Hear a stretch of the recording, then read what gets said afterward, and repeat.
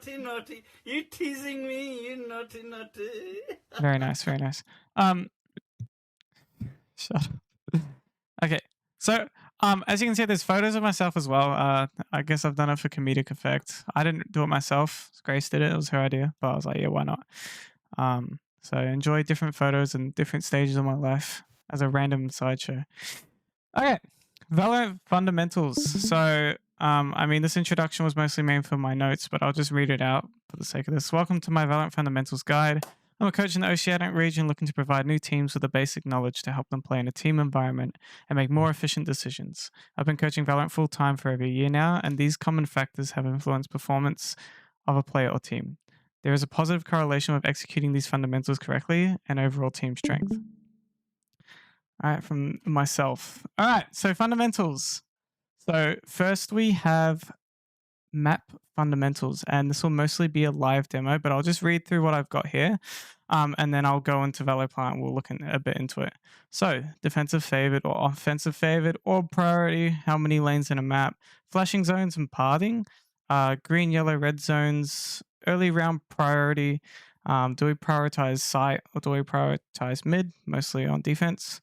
And also team composition as well heavily affects it. So can I keep my slide? Yes, I can.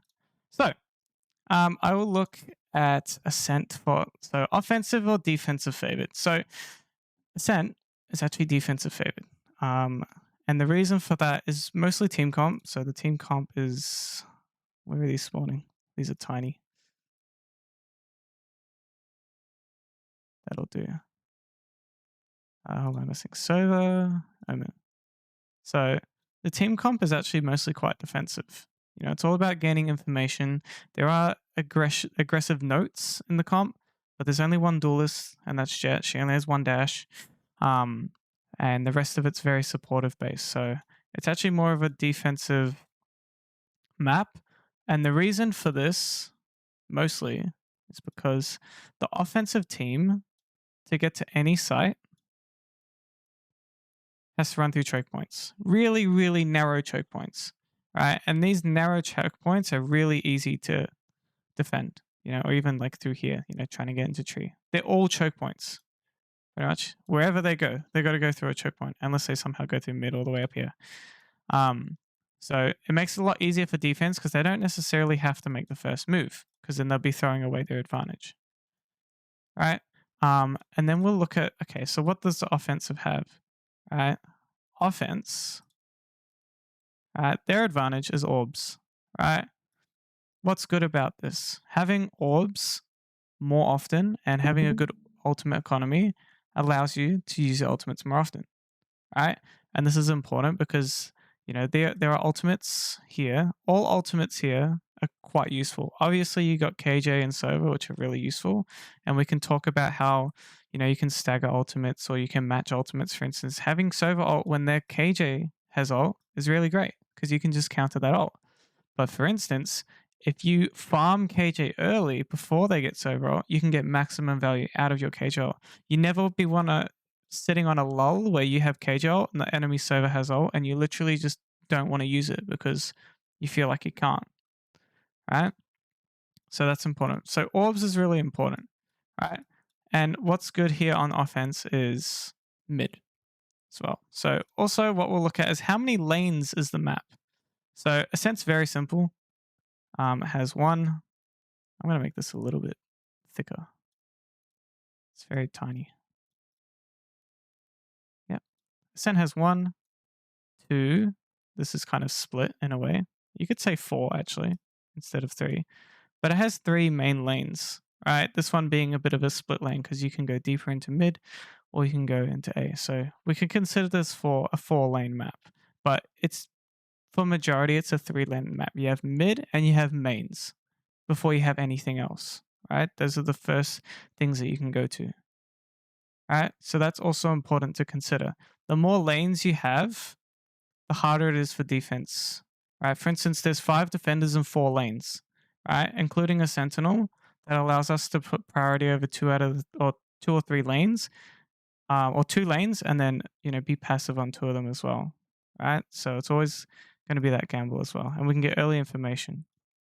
For instance, if there's 6 lanes but 5 defenders, so for example, Fracture has 6 different lanes, there's a reason why defense is so aggressive, right? Because defense has to be aggressive, has to get early information, has to minimize the amount of lanes the offense can use. Whereas on Ascent, the defense doesn't have to do much, right? Another thing that I'm going to look at, right, and I'll show you some examples here on Ascent, is flashing zones.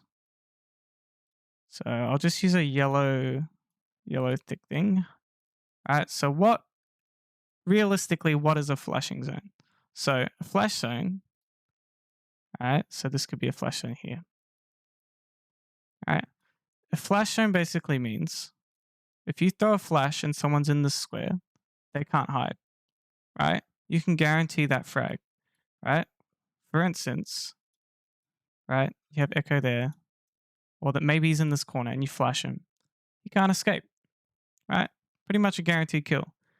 Whereas, if someone was here, right, let's say they were peeking and you threw a flash here and it got them, they can still escape, right? So, I'll also look at pathing as well. So for instance, pathing, so I think B is a good one.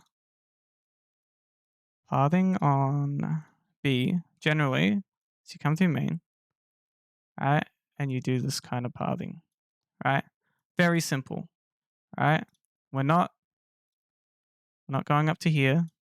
We're not going out like this. Very simple pathing. Right? That is pathing of how you hit B.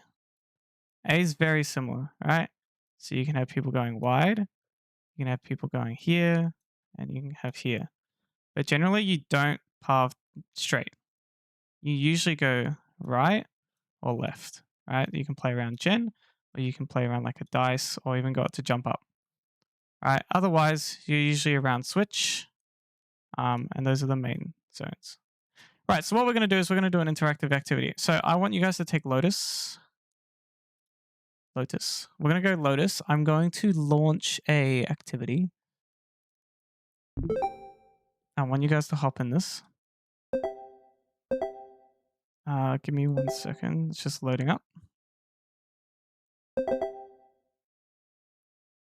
And I'm going to... Oh, sorry. Open. Okay, why is it so tiny? All right. So I want us to start with flashing zones. You all have... Stop. Please don't move it. Please don't move it. All I want you to do is get like a pen out and let's just go yellow, right? And I want you to draw like a flashing zone. So I guess that's an example, but I'll get rid of that one. Or how do I get rid of it? I can just do that. Delete. All right. I'm going to give you 4 minutes. Alexa, count down 4 minutes, please. 4 minutes, starting now. All right. You have 4 minutes. I want to see all the flashing zones on the map. Offense and defense.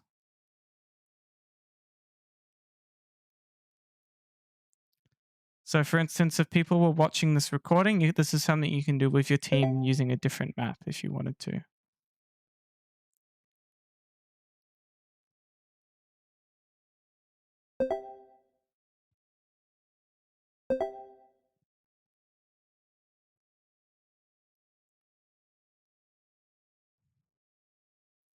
I want to see a lot of precision fish with that Nintendo controller. I'm struggling. I see he's just moving around like a bot. It's okay if you can't. That's okay. It's not a big deal.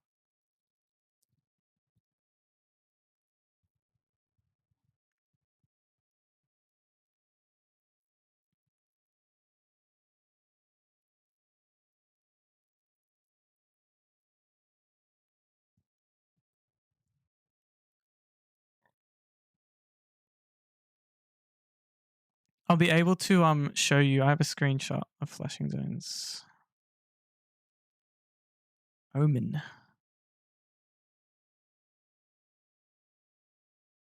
blind. I mean, that is a flashing zone technically, Yeah, but you'll never take it with a normal flash. You take that with them and blend. Yeah. It's too tricky to take it with a normal flash. Yep. Did you get a new mic, Sonny? Nope. Fuck, you sound crispier. Oh yeah, you sound sexy as fuck. Oh, thanks, Abel. Off topic, off topic. Yeah, keep it chill. He We're took the dick recording out of this, his mouth. remember? I think you got like 2 minutes.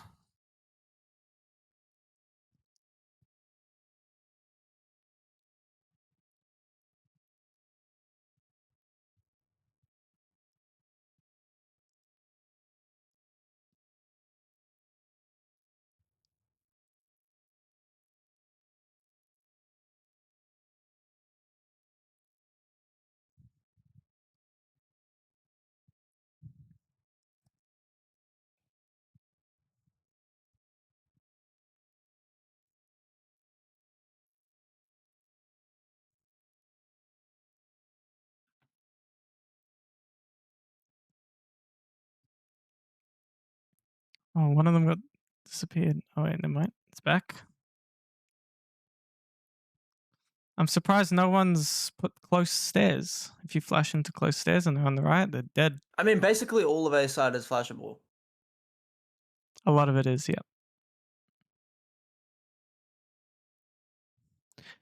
What I'm trying to show you with this is that flashing on Lotus is so important.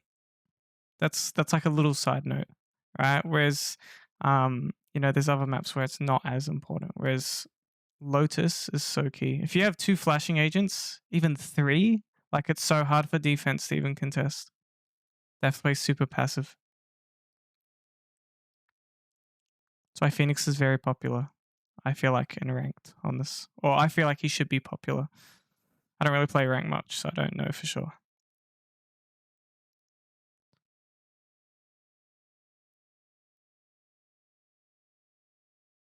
Okay. Nice. We beat the timer, which is pretty good. There is flashing zones even early on, like here as well, but there's a lot. And there's no way you guys are going to get all of them. But, Alexa, stop. All right. Now I want to introduce to you something. I call them green, yellow, red zones. We can call them traffic lights if you want. All right. And this is something that I've talked about in the past, but I'm going to explain it real quick and then we're going to do it as an example. So I will give you one quick example. So a yellow zone is a zone, and this is more offensive based. All right. We're looking at the offensive POV. Yellow zone is a zone where a defender might be there, but they don't have to be there. And that'll make sense in a moment, right? These are usually zones where you default, right? Like you might slow walk into this for a default, and for instance, A or C, they have similar yellow zones. It's usually very, very close to spawn or the next zone next to spawn, right? And then you have red. Red's next. Red is a zone where you're guaranteed to fight. Or at some point, you basically have to take a fight. And these are usually sites, right? Or for instance, actually, I don't want to say that because that's going to give you one of the examples. But this is a zone that you have to fight. So you might be thinking, okay, well, what's a green zone? Is green spawn? No, it's not. It's actually the opposite. Green's actually deeper. So a green zone is a zone that's really, really good to have on post plant. So for instance, on B, it's really great to have control of this. All right. That's probably the main one. All right. A lot of people might say Hobbit, but Hobbit's quite easy to clear, easy to nade out. Lotus is getting changed. I know Hobbit's getting bigger, but I actually think that this corner is the best. Right? You go, oh, they can get you from here, they can get you from here. That's fine. But this spot's actually quite good, and you can even extend it out a little bit. Just this zone in general is really, really nice to have.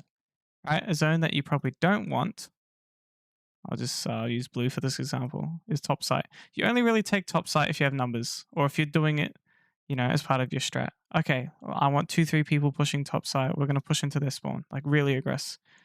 The problem with this is now you're facing 1, 2, far peak, close angle, See what I mean? Whereas if you just stay close to here, then it's just 1. So what we're going to do is come back to the activity. Where's my Discord? I'm going to delete this. Or can I delete everything? Is there a actually? Yeah, how do I delete everything? Wait, I think I can create new. Does this move you guys all in?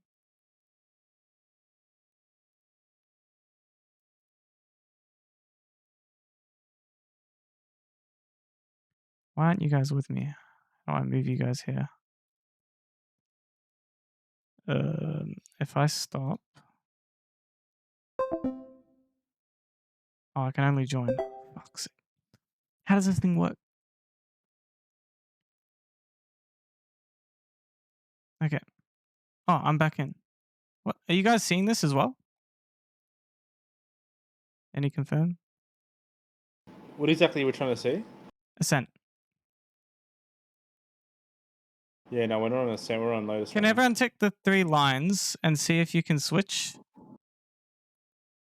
Okay, Yeah, that's how it works. Right, yeah. Yes. Alright. Yeah. So now I want every yellow, green, yellow, red zone for A and B.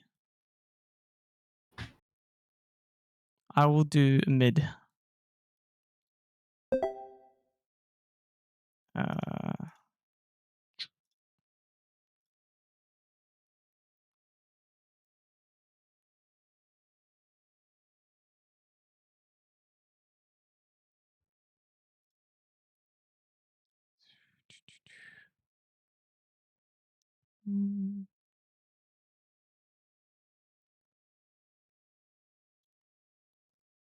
Alright, so I've already done mid.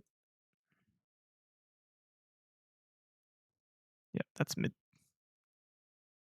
Okay, who put a green zone on? I guess, actually, you do want someone to main, technically. On postpone. If you have numbers, it's good.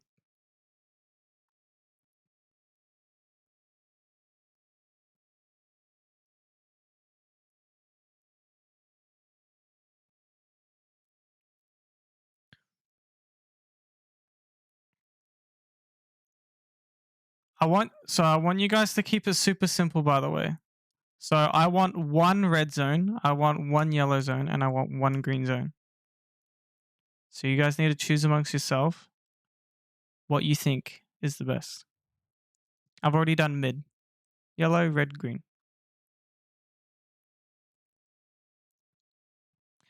I personally think heaven is the better green zone than tree because of the angle difference. Yeah, green or hell. Or green, like hell or heaven. But it's also situational, just like anything in Valorant. Sometimes taking heaven is troll. I'm about to go nuclear. Okay, someone get rid of the green and tree. So I have only asked for 1. I do think tree is a red zone as well, but just for the sake of this, I just wanted 1 for the site. So that's pretty good. B, I would probably put the whole site as red. Like if you're going lane, they're very, very likely to fight. You're going to get a fight, basically.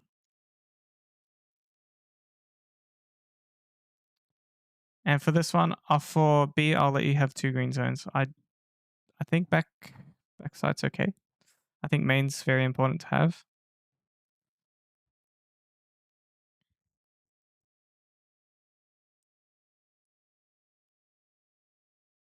Nice, it's a little bit cleaner. Can someone actually? Why is this yellow zone so scuffed on B main My bad. and A main?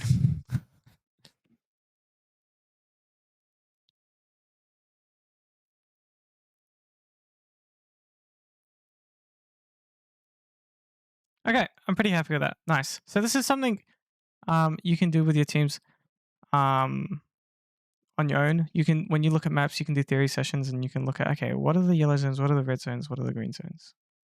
All right, so a yellow zone is generally an early round call. So for instance, you're defaulting, or let's take mid control early, or let's have B main, A main control. All right, that's usually going to be your early round call. Your red zone is going to be closer towards an end goal. right? Okay, I want mid control early, right? But then we'll finish with an A split onto site and tree, right? And then you can say, okay, but if they're weak siding A and we have timing, we're going to take heaven so that we have extra control and try to get a kill, catch them off guard. Or even like there's a very common flash lineup that I see a certain someone do that you can do for heaven that's really, really strong as well. So, or even, okay, let's get into post. I want a couple people hell, I want a couple people main, right? Just as simple as that. Okay, so this is a good way to break down how you can call pathing. What I went through before is just something that you should look through as a team as well. Pick a map and be like, okay, what's actually the most optimal way of pathing onto this site? Where should we not go? Where should we go? All right, so that's another thing as well.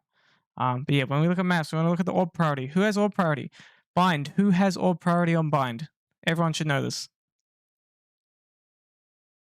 Someone. Anyone? Defenders.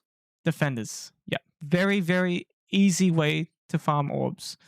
Right? You have flashes going out, early be long. You have smokes from brim going down for showers, little things like that. You have the priority. You should be getting control of orbs early in the round on bind.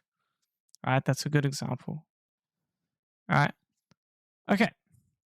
And there's also examples of neutral ones. For instance, was it A or B? I think it's B site. One of the orbs in fracture main. That one's quite neutral because both teams have long angles of it. So, anyways, no more yapping. But yeah, looking a little bit into how can I go back to this slideshow? Cool. You can get off that activity now. Yeah. Also, yeah, looking into team comp. So, is it a well balanced comp? Are they running double flashes? Are they running double smokes? What is their goal? Do they want more control? Do they want to play more aggressive? Do they want to be more assertive? Do they want to be more passive? Look at what they have and how you think they're going to play out the round. Based on like what are they going to contest based on what they have? What can they do well? What can't they do well? All right. And then you have things like within the team. So I feel like there's 3 basic roles. This isn't the be all and end all. This is just what I think. So you have your IGLs. Right, you have your pre-rounding, you have your mid-rounding, and you can even have a co-IGL. But generally, you want to have one person that has the last say. They make the decision at the end of the day. All right, you have support players. What do support players do? They provide information. Right, they can offer options. Hey, they're doing this, we could possibly do this. Right, you're just there. You're fueling the IGLs.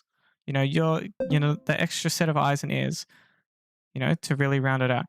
Info gatherers, usually your initiators. These people get more info than others. For instance, if you're throwing a knife early on ascent as KO and they're not in tree, you got to tell your team to scale cat because they've just given tree early in the round. Right? That's easy space that we should be taking. Like if you're not calling that, we just need to get our knowledge up and we need to be willing to talk as well. All right. And then you have agent types. So you have controllers. Controllers, you hold space, you control space, you manipulate tempo, offense and defense, right? You can stop attackers from hitting your site, or you can deny them into certain zones. You can block them off, right? You can deny vision. You can counter operators, right? And also controllers. A lot of the times you're going to be fighting for site. Think of C on Haven as Omen, right? What does Omen generally do? His job is to just fight if they come C, right? Get that smoke down, isolate that back site, take a fight, have a quick rotation. Sentinels, your key is to hold off more than one zone, right? You also want to play off contact or play off your utility. If you die and your turret was right next to you that could have taken that contact first and you could have swung off it, you're griefing, right? You also want to relay information. If you have trips on the flank or your turret's holding this zone and it has not been triggered, you need to relay that information. They have not cleared that zone, and that's important information for your team. Right? Sentinels generally also play the lurking, and I call it kind of the disruptor role, and I'll kind of go into that later on. Initiator, gathering information, right? You're there to also take zones on the map, right? You're the dictators in a way. You know, we can't do it without you. We need your flashes. We need your recons.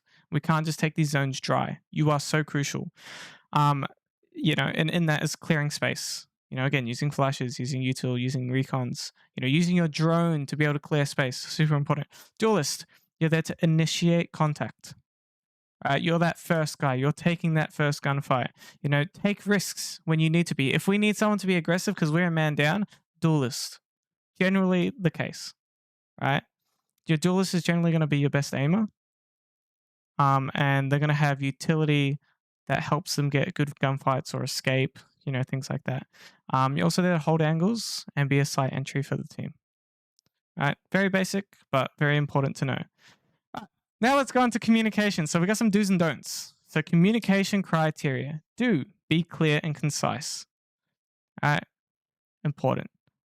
Do be calm, but have some urgency as well. Right? There's a difference between they're coming, they're coming, they're coming, they're on me, they're on me, they're on me, and hey guys, they're coming me now. Right? You're getting the message across. You're maintaining calm, and that's really important because the second you start panicking or having urgency, everyone else starts panicking a little bit more. Right? Or you're crowding communication, little things like that. Communication must be quick. Right? Don't delay. Call it when it's there. All right, don't wait. You must be effective. You must have direction as well. All right, and I'll go into this a little bit more on the cause and effect. Cause and effect communication is so important. This is a big one. Especially you Sentinels, I want you to listen. Everyone should listen to this, but cause and effect. If you hear them doing something or you gather information, especially on the weak side of the map, you need to communicate it, first of all. All right? That's what everyone's good at doing. Oh, they're leaving B, right? But no one says the effect. They're leaving B. So I think they're going to clear through mid and hit A. That's what a lot of people are missing. And some of us are kind of too afraid to make that call as well, right? Cause and effect, especially IGLs, you got to do this all the time, right? It's kind of your job. But I want everyone getting more into cause and effect. I hate this. I see this in ranked. I know it's ranked, but I see this all the time. Oh, they've gone quiet. You might as well not com. You're not really saying jack shit. You know, they've gone quiet. What do you think they're doing? We need to make a prediction. We need to be one step ahead. We have to be. All right? And providing guidance. So having direction, providing guidance, and cause and effect kind of all go hand in hand. All right. Don't panic com. Don't say, why does it say a com twice? I meant don't say it more than twice. Don't go, coming A, coming A, coming A, coming A. You're just crowding comms. Say it once, but you can say it twice at a maximum. You know? They're pushing A. They're pushing A. That's enough. Everyone's heard what you have to say. All right? And if they don't, we can address it later. All right? Don't scream or yell. It's not useful. It doesn't help anyone in a team environment. Okay? Don't yell. Don't scream. You're just ruining things rather than helping things. Don't be passive aggressive. Okay? Say things how they are. Hey, Eric, your smoke killed me when I entered site because I had no vision of this person in this angle and I died to him. Oh, sorry, man. I'll switch up my smoke. All right? Don't go, oh, Catching strays. oh, that smoke was in my way and I died. Don't say that shit. You're wasting time. You're wasting your teammates' time. Okay? It literally makes me angry because I see it. I see it in certain teams. My main roster is actually quite good. All the rosters that I coach are quite good, so I'll say that. But I have seen it in different teams that are not under me, because accountability is important. All right, and don't provide irrelevant information. If you don't know what they're doing, don't call it. This is really important in clutches. All right, clutching communication is important. So number one, you don't call anything unless you know for sure. Like for instance, if you're dead and someone's in a clutch, you don't go, oh, they could go main. Don't. Let the player off their intuition. Let them learn. If you have information, that's when you assist them. You know, footsteps main, right? That's information. That's important. You can tell them that, but don't ever tell them what to do. Right? Let people especially if there's two people alive. Just let them talk it out. IGL, you can maybe give a bit of guidance. Hey guys, talk together. Let's make a plan. A couple things like that, but don't tell them what to do. Okay? Cool. Communication principles as well. We must communicate our intentions preemptively. Don't make your teammates guess what you're going to do. Right? If you're going to flash, call the flash. You know? What's up? Huh? No rubbish. Yeah, don't make your teammates guess. Always communicate what you're doing at all times, right? Especially, like I said, in clutch situations, duos or trios, talk to each other, make a quick plan. Don't just sit in a hole. Don't just wait. Don't say nothing. What utility do you have? Can you swing off them or can they swing off you? Play off my contact. Do you need to play aggressive? Do you need to play passive? You still need to talk to that. I'm going to push heaven and try and get a kill. Don't let your teammates guess. This is a big problem that I see for people that play a lot of ranked. Okay? They just do things, they don't speak. Really, really important. You don't need to overdo it, but give people a rough idea of what you're doing. You don't need to say dashing side, dashing every time you go in. All right? That's different. That's in a team environment. But if you're doing something on your own or you want to do something, you need to say it. Okay? When moving into a zone, someone must direct the focus. What's the goal of being in the zone? What's our next step? For instance, let's take mid control and see if, their Reyna peaks. That's an example. You have a goal, you're taking control, and you have a condition as well. Right? Reyna doesn't peak. What's our next step? If Reyna doesn't peak, we will take the zone where she normally peaks. And we can execute Psy, or we can, just take that zone. See how all of a sudden you have a lot of guidance. Right? IGLs, really listen up. This is so important. And again, provide direction when possible. Too many, they can do this, or take care of this, isn't helpful if there's too much of it. Right? Don't provide problems, provide solutions. If you think they're going to do something, tell your team something that can counter what they're doing. Be prepared to fight tree. I think they're going through mid. Right? Something like that. Confident calls, give them a plan. Right? Again, next, sorry. When we are wrong or our teammate is wrong, we respect that they made an effort and we move on. Someone makes a call, especially IGLs, and you mess it up, you lose the whole round, it turns to shit, whatever. That person made an effort and we accept that, and they may have learned from that as well. No one's perfect, and we move straight on. We can have a bit of discussion after the map if need be. But most people, they'll make a mistake and they'll own that. Oh, sorry guys, bad call there. Communication's a two-way street. This is something I say all the time. Two people can be in discussion at once. The second three people or more are involved, it turns into a mush. Right? When you think of, when you're hitting side or you're getting retaked on and three people are yelling different things, you're actually getting nothing because there's too many voices. Right? But if you got one or two guys, directing the way, it's so much easier. Hey guys, they're pushing through heaven. Right? Okay, there's two tree. Flank's clear right now. These calm comms, so you're getting updates. You know what's going on. All right? People got to be in control. IGL, very important. Right. Information given is an opportunity to make a decision. I want to say that again. Information given is an opportunity to make a decision. If they're not in B main 30 seconds into the round, make a decision. All right? Could be as simple as, guys, they're not in B main. Let's gamble towards mid and A. All right? Make a decision. Don't be that guy that, there's nothing B main, and then nothing happens. And then all of a sudden they hit A and we're weak side A, when we knew they were going to hit A, pretty much. Okay? And when in doubt, the IGL makes the final call.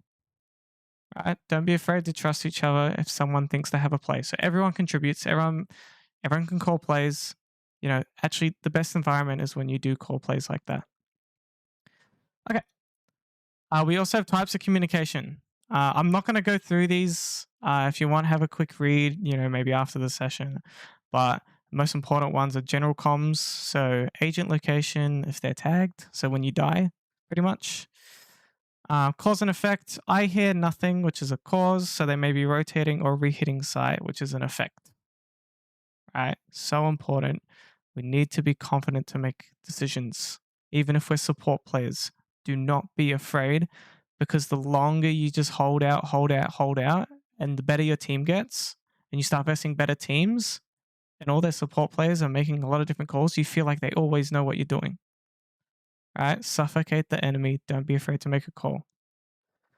Timing. They're rotating from, location. You have timing for this location.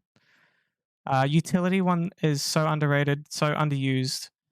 Hey, care for Phoenix Flash, or whatever it is. Care for this ultimate. Again, careful is okay, just don't overuse it. And gun, where's the operator? Or, have they forced? That's good information. All right. A couple things on movement. Movement must have a purpose. You don't move if you don't have an objective or a goal. Okay? Literally, just don't move. Because why? IGLs should give you early round objective, right? And then we freeze and we make a decision. If nothing's been said, don't do anything. Just freeze. Just hold. Hold your position, or go into a safer position, if anything. Or move towards moving towards an ally or a teammate. Because that's still purpose, all right? Think about who you're moving with. What role do you play in the next situation? Right? Easy example, right? You're playing KO, you're moving up cat, right? You're about to approach tree. What is your role? What are you going to do? You should know. I'm going to get into this corner. I've got this lineup to flash into tree. And then my jet's going to dash in, and I'm going to run through the entryway, and we're going to fight tree together. Right? You should kind of know this in your head. You should know with your duelist how you take tree. I mean, you'd have prep, but you know what I mean? You should kind of know what you're going to do. There's going to be situations where you don't. That's Valorant. That's how you gain experience as well. But you should know as much as possible. Are you in a position that promotes your advantage? Right? For instance, you're on defense. You're in a 5v4. And if you're solo swinging main, you're not in a position that promotes your advantage. Right? But if you're holding a tight angle on main, getting early information of them pushing A main, even in an advantage, that's still fine. You're in a defensive position, you're holding an angle, very unlikely you'll die, things like that. Right? And also, mix up your strafing and your crouching in gunfights. Don't be that guy that strafes left and right nonstop. Don't be that guy that crouch peeks instantly. Mix it up, Eric, sometimes, and don't be afraid to strafe in, the same direction more than once, little things like that. Okay. When to fight. How do we know when it's a good time to take a fight? So this is something that I've said to most of you.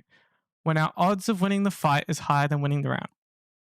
Right? It's a simple equation, but it's the answer to over 90% of your gunfights. So important. Right?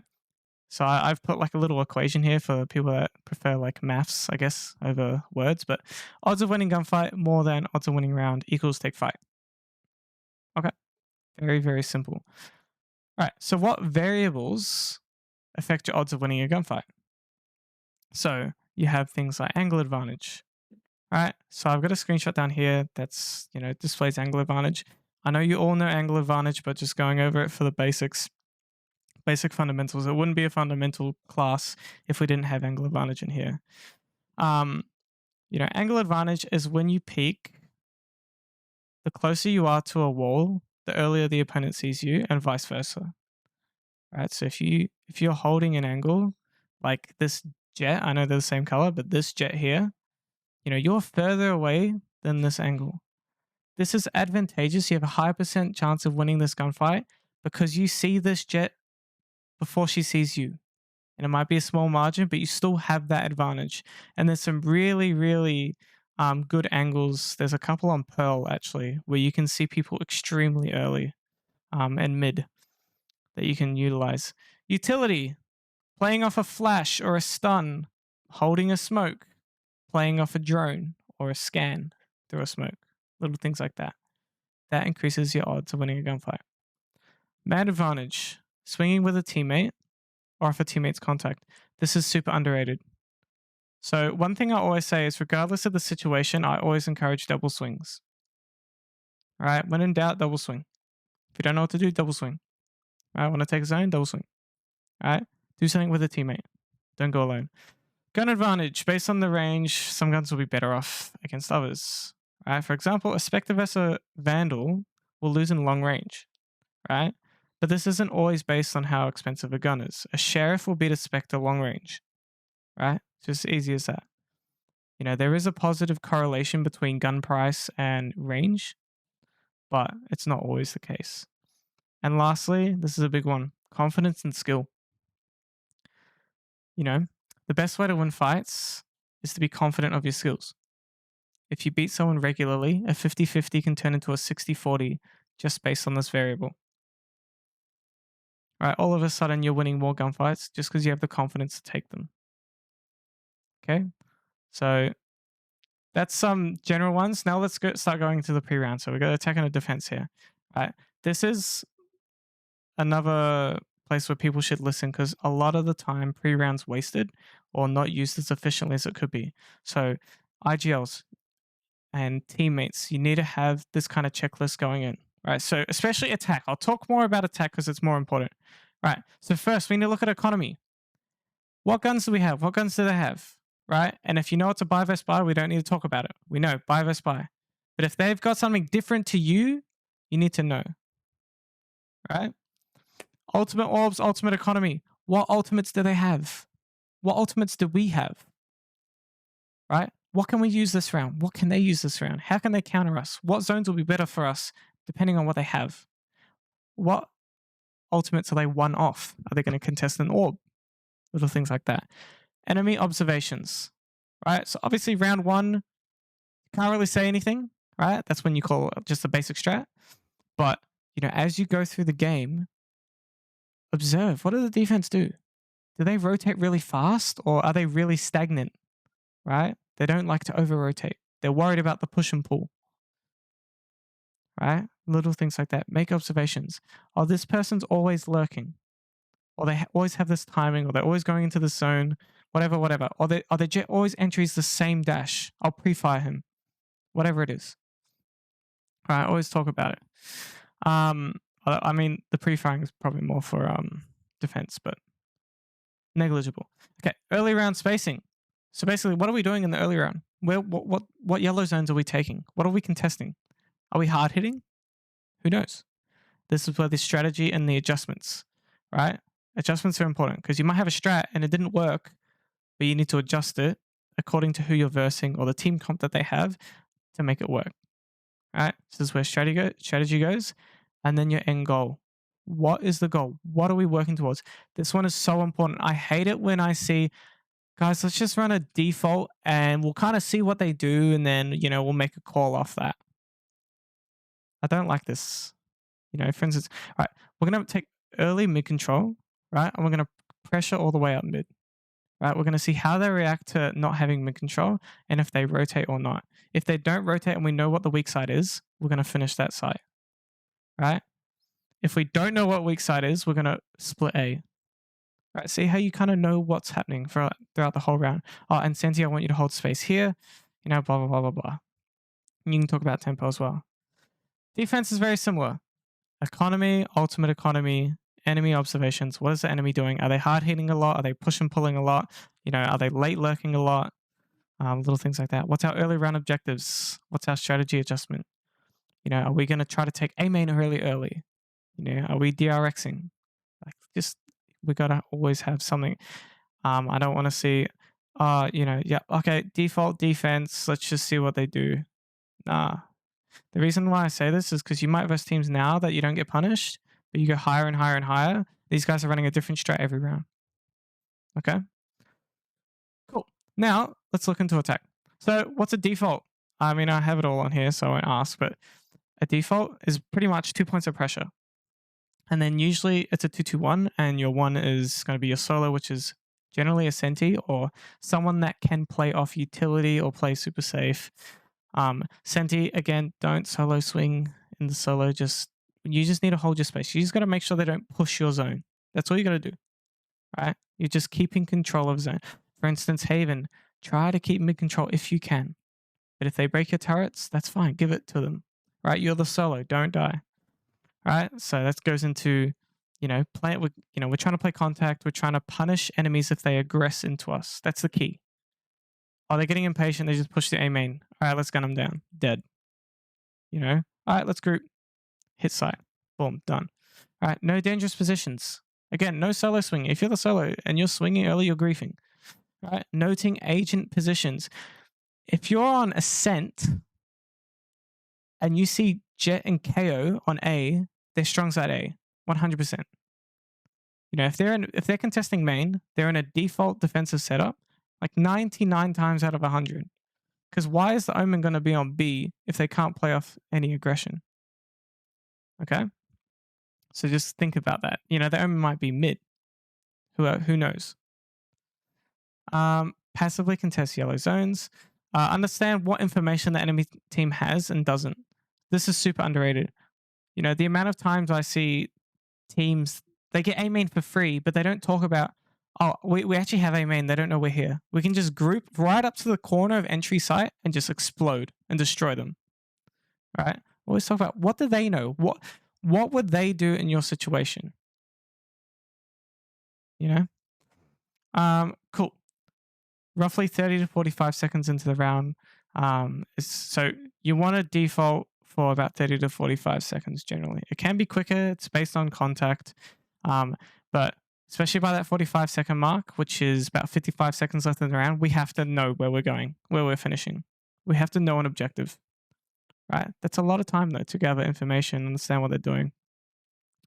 Yeah, when in doubt, just group and hit. If we get a kill, we freeze and we make a decision. So yeah, if you get a kill, don't run forward. Please don't. If you get a kill, stop or move back.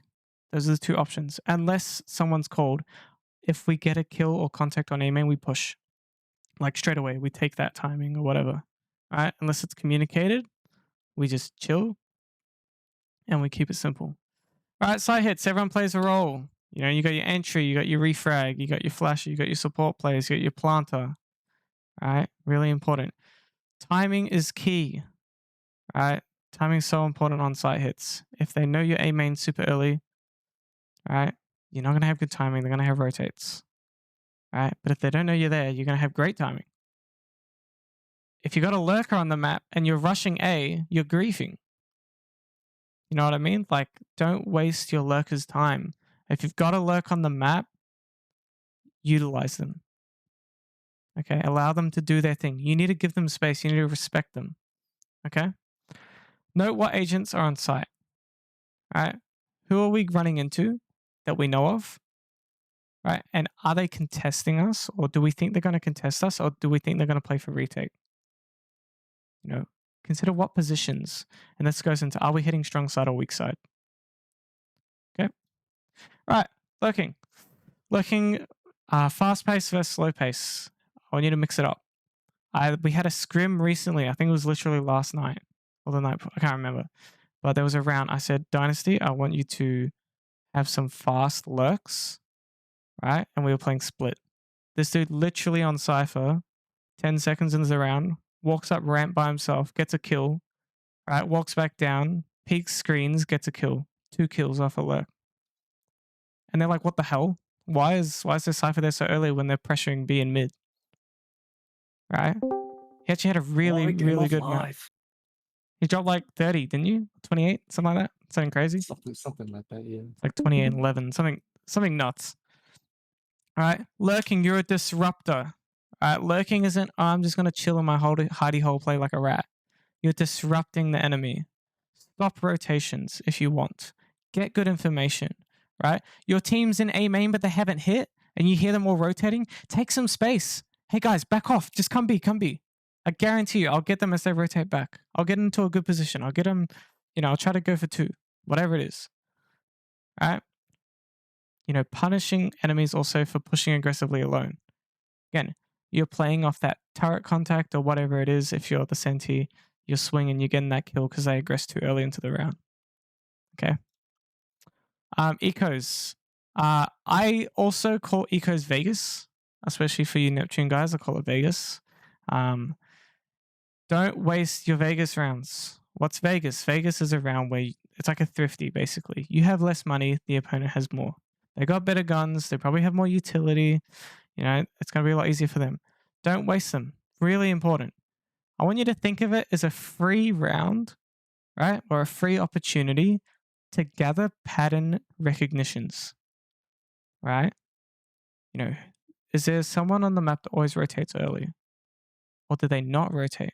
You know, always like just go really fast. You know, run up mid. How do they react to it when we just run up mid? Can they fight us well or not? Right? Now we have more information. We can make better calls. Oh, when we go mid, they're really bad. Right? So let's do that once or twice. And then all of a sudden, they're going to put a player in mid and they've double weak sided B and A. Right? See how you can mix and match the chess pieces. All right? Pushing numbers. Don't. And be fearless. I nearly said don't be fearless. Be fearless. Don't be afraid to die. Who gives a shit? You know? The goal is basically you want to get at least 3 kills. And, you know, having the bomb plant or getting sight, that's a really nice bonus. That's, I think 2,000 credits for the team. So, you know, we'll take, or 1,500, maybe 1,500. One or the other. But it's like 300 or 400 each, which is nice. 1,500. 1,500. Thank you. Okay. So defense, I'm going to, I'll show you a live demo. Gonna show you a live demo. Sweet. Okay. We're gonna, oh, it's not on here. Dies of cringe. Is there another map that I can talk about this really well? Ascent might be good. Hold on. Sorry. I'm just thinking. Split Icebox. What's a good map for line of defense? Best map for that's Breeze. You can breeze? No. I think this map's okay. Okay, so I'm just gonna make this super basic. I'll just put in like 5 jets. All right, so these are 5 defenders. I'm not saying that this is how you should defend on Sunset. I'm just gonna show you something, a concept. All right, boom. These are our defenders. This guy can be even further up. This guy can be further up. You know, it's okay. We can be aggressive. We can be passive. But what we want to do as a team is have a line that we have control of. This is a bit scuffed. I don't know. I'll just make it super simple. Boom. Maybe that's a bit too deep. But what happens? How does this line work, right? If they cross this line, right? Or even like through here. If they cross this line, they walk into an enemy. Okay? That's what our line of defense is. So, what happens if this jet dies?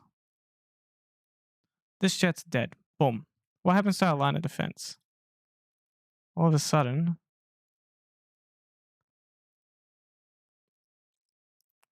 right, we get split mapped.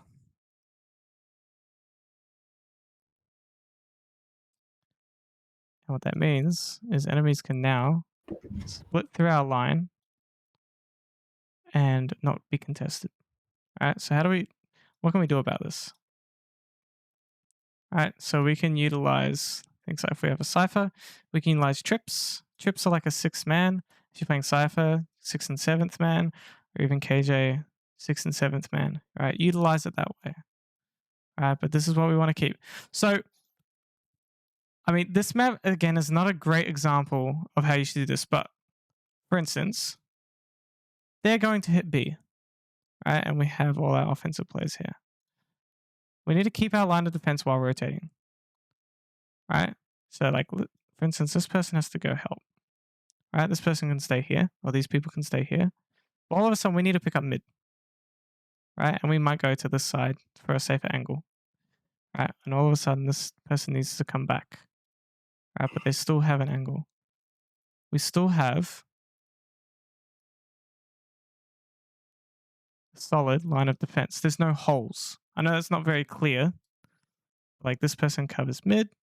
This person comes to help fight. So we're strong sided this side. And for instance, this might be our Cypher, right? Cypher's got a couple trips down. You know, we still have this line of defense. You know, I'm just going to put shit here. You know, and it's back here. All right, so this person moves to here. This person moves to here. This person's now strong side. And if I get rid of this, again, we're covering every angle. Boom. You know, we have this person will be kind of behind the wall. You know, we have all of B. So we still have our line. There's no gaps. We can't be flanked. That's mostly what it is. And that's how we should shuffle defenders as well, what I've explained. Haven's not here. What? Haven's a really good example, or a good way to explain it as well. Haven and Pearl are the best maps to show this. So this is a little bit scuffed. I actually do have a video explaining this completely, but you know, we now have a strong side B. We now have, you know, top mid control. We have not a control, but we still have contact on all different sections of the map. All right, so we don't have a weakness. Can't be flanked, like I said. And we can contest everywhere across the map. We can get information if they go A. We can get information if they head into top mid. And we, of course, get information if they go into B. So that's really important. Right? So that's just a little demonstration on, you know, how you can shuffle defenders while keeping a line of defense. Just pretend that you're chained together. Right? Don't split the chain. So important. All right. And a couple more things. So, defending a site or retake. Defending a site or retake. Sorry, not a. Defending a site or retaking. So, when should we defend and when should we retake? Right? So, are we strong side? Strong side, we fight. 100% we fight. Unless we have like gun advantage and we have good ultimates for retake, that's okay. But in general, strong side, I want you to fight. Right? We can use our gunfight calculation. The odds of me taking a fight here, is it higher than winning the round? Are we down players? Do I need to be aggressive? You know, should we fight this even if we're weak side? Try to get 2 kills or even try to aim for 3, hopefully, you know, and equalize our deficit. Right? Also, are we prepared to retake? Do we have plays close by? Again, do we have good ultimates? Have we prepped our retake really well? You know, do we know what to do? Do we have good utility? You know, and another one that's really important is the site easy to retake or hard? Some examples here that are hard sites to retake. I mean, Ascent B site maybe arguably depends on the team, but it's generally quite a hard one to take.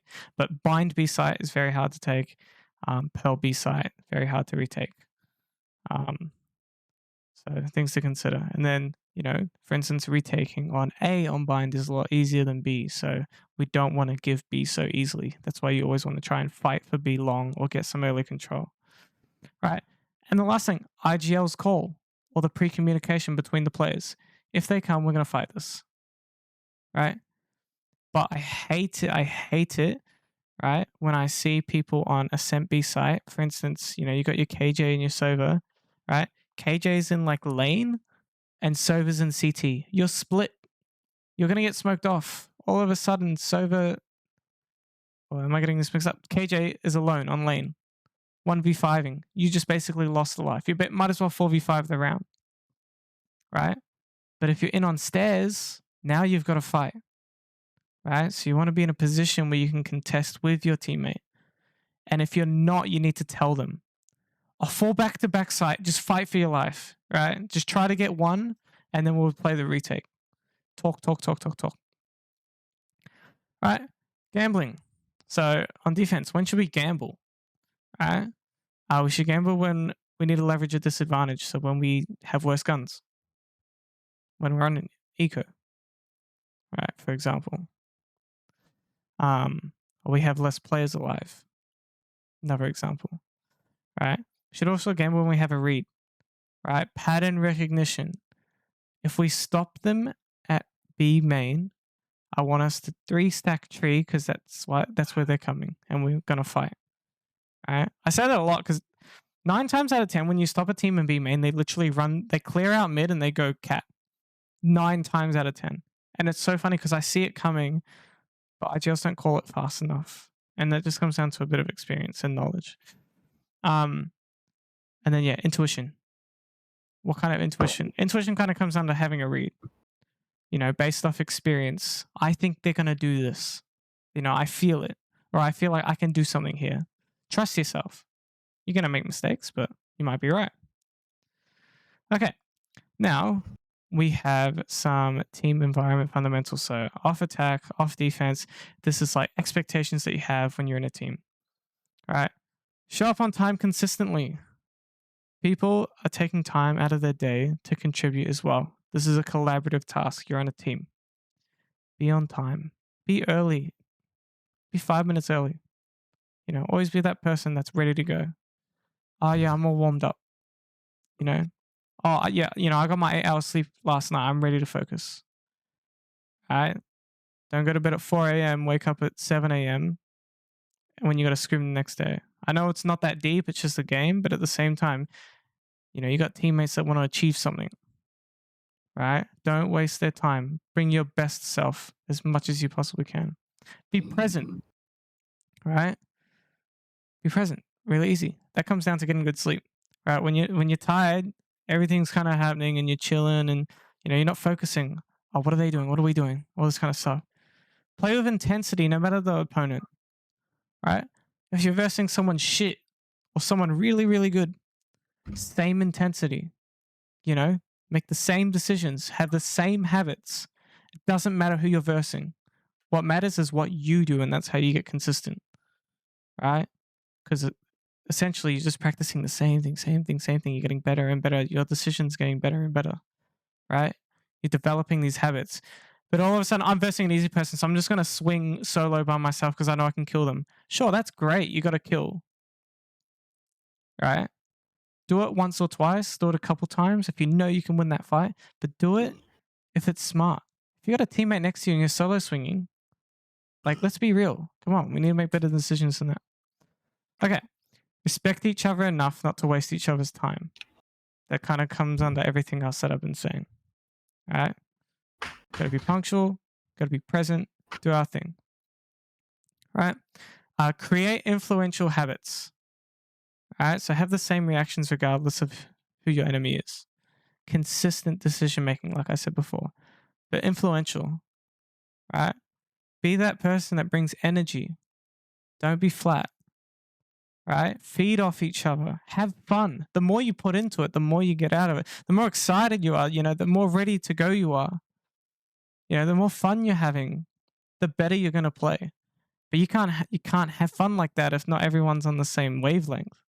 Right? You got that mate that's really tired and he just wants to chill and he's, it's 10 p.m. at night. I mean, at 10 p.m. that's probably fair enough. But if it's like 7 p.m. and you're dead tired, you need to get your sleep right. I talk about sleep a lot because it's important. Team discussion is crucial. This is like post-scrim, things like that. But the coach always makes the final call. And it's not a matter of, oh, he's right, you're wrong. But it's a matter of, okay, maybe this decision was better in this situation, but you both had really good, thought processes. And it's just the difference is what it is. And that's where the coach comes in, talks about these types of things. So things don't get out of hand. The coach can give you the goals. The coach can give you the reflections. The coach is the one that's sitting there watching and seeing what you're doing right, what you're doing wrong. Because there's things that I see that you guys don't see, right? When I talk about them going through mid, onto cat, I just see it straight away. But that's because I'm watching. All my focus is on predicting what they're going to do. I don't have to worry about aiming, nothing. So I understand that too. Right? But there's things that the coach sees. And, especially if you have a good coach, you're going to trust them. And you're going to be like, okay, it might be against what I believe in, but this is my coach. And I think he knows what he's talking about. He's got good experience. He might be wrong. For instance, guys, I might be wrong about something. Right? But that's the learning process. It's like the IGL. You got to trust them whether they're right or they're wrong. You follow the call. Right? That's how we learn. Right? Because the second you don't trust or you respect, especially your coach or your leader or your IGL, everything crashes. Okay? Respect is so important. Every session should have a goal. Right? And then we reflect on if we made progress towards our goal after the session. Right? For instance, even theory sessions.